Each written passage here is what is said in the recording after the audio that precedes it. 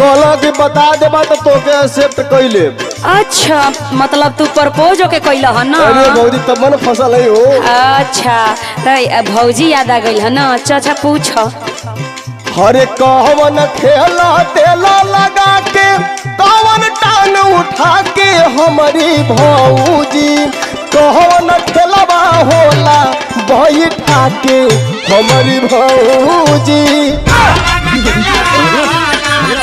आहिए हमर बुद्धू देवर जी यही से कहल कि हई लुका छिपी छोड़ के तनी पढ़े लिखे में ध्यान देता तो खूब बकरी चराए में बिजी रहला।